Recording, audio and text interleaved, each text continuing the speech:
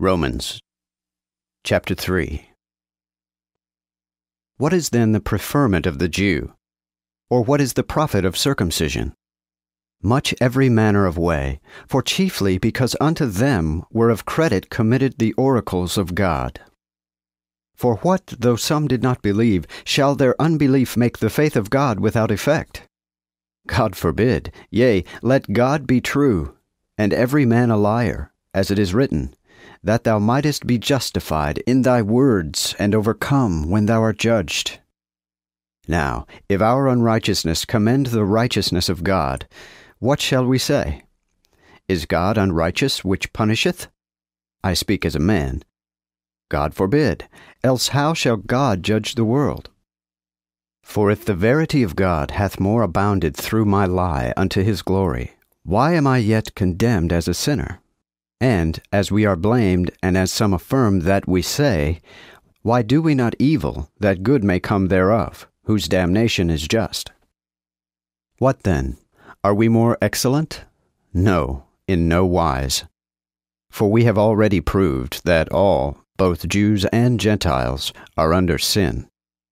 As it is written, there is none righteous, no, not one. There is none that understandeth. There is none that seeketh God. They have all gone out of the way. They have been made altogether unprofitable. There is none that doeth good, no, not one. Their throat is an open sepulchre. They have used their tongues to deceit.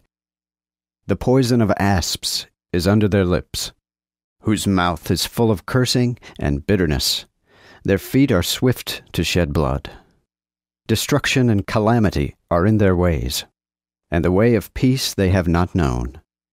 The fear of God is not before their eyes.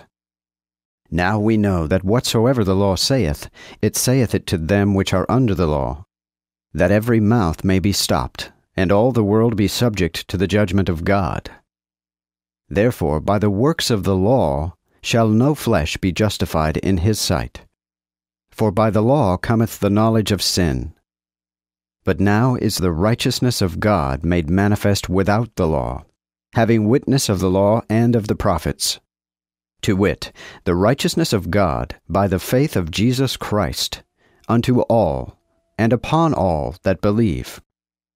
For there is no difference, for all have sinned, and are deprived of the glory of God, and are justified freely by his grace, through the redemption that is in Christ Jesus, whom God hath set forth to be a reconciliation through faith in his blood, to declare his righteousness, by the forgiveness of the sins that are past, through the patience of God, to show at this time his righteousness, that he might be just, and a justifier of him which is of the faith of Jesus. Where is then the rejoicing? It is excluded. By what law? Of works? Nay, but by the law of faith. Therefore we conclude that a man is justified by faith, without the works of the law.